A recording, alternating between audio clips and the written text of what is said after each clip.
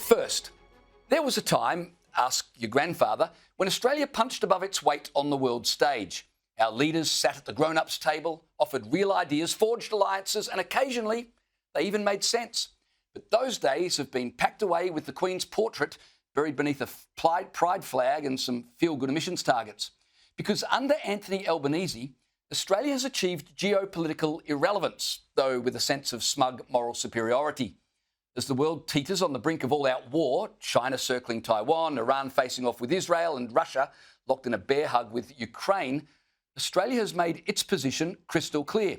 We're politically correct, and that's all that matters. The Albanese government's disdain for Donald Trump, well, that's palpable. Our Labor government bet Trump wouldn't be president again and haven't figured out what to do since he shocked them by winning last November. We're told that Anthony Albanese has had 3 very constructive phone calls with the US president.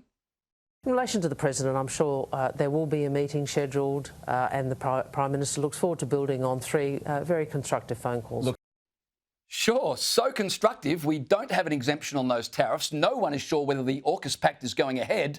And at international meetings, Trump pretends elbow doesn't exist. Imagine where we'd be if the phone calls had not been constructive. Well, we'd be right where we are, actually. While plenty of other world leaders have travelled to the White House to build a relationship with the leader of the free world, our PM has done nothing of the sort. Albanese arranged a 20-minute coffee date on the sidelines of the G7 that, as we all know now, was cancelled when world events required Trump's attention. That's instructive. No one's seeking Anthony Albanese's attention. Albanese's strategy now is to awkwardly circle summits and global meetings, hoping to make eye contact with Donald Trump. Will the Prime Minister head to NATO next week to get that long-anticipated meeting with Donald Trump? Good to be with you, Kieran. Well, as the Prime Minister said in his press conference today, that is something that is under consideration. So having missed Trump at the G7 in Canada and supposing Trump resists Albanese's overtures at the NATO summit in The Hague, then Albanese will try again at the UN meeting in New York.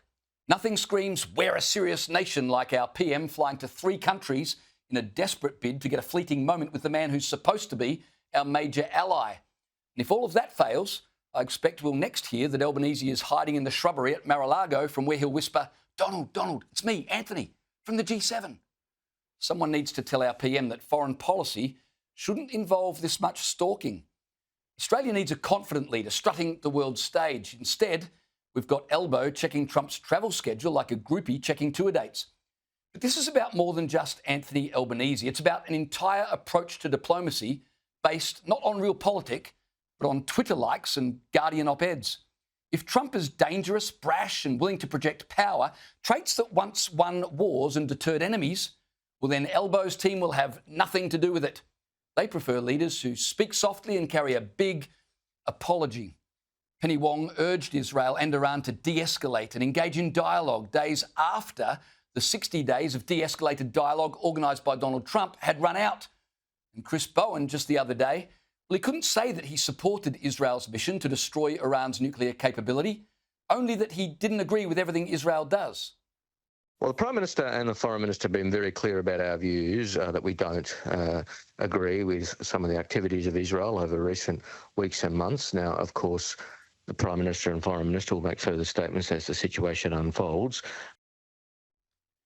Now, of course, what he meant to say was, I can't agree that an authoritarian, theocratic regime chanting death to Israel and death to America while brandishing a near-complete nuclear bomb needs to be taken care of because, well, have you seen how many Middle Eastern voters are in Western Sydney electorates? Israel, once our steadfast ally, is now treated like an embarrassing relative we try not to mention at dinner. Australia's cooling relationship with Israel, formerly one of the most important democratic alliances in the region, reveals the true bankruptcy of Albanese's foreign policy vision. In a region overrun by theocrats, kleptocrats and outright terrorists, the Albanese government has taken the brave stance of criticising the one country where women vote, journalists don't disappear, gays can parade and the courts actually function. Oh, it's courageous stuff. The moral contortionism is Commonwealth Games level. Not a Victorian Commonwealth Games, more a Scottish Commonwealth Games that Victorians pay for, you understand. Iran threatens death to Israel by nuclear bomb. And the Albanese government's reflex reaction is to suggest, well, we need to get some nuance around that. And when Israel, weirdly deciding they'd rather not be wiped off the map by a nuclear explosion, strike back, quick, call Penny Wong to condemn the disproportionate response. It's diplomacy by ABC talking points.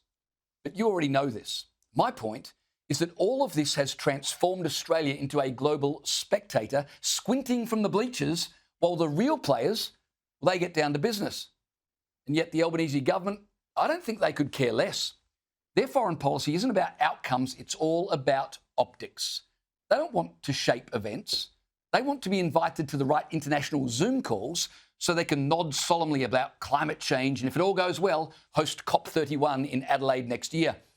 Elbow's foreign policy doctrine is simple. Condemn the West when it defends itself, praise the UN when it says nothing, and never under any circumstances be seen within 500 metres of Donald Trump.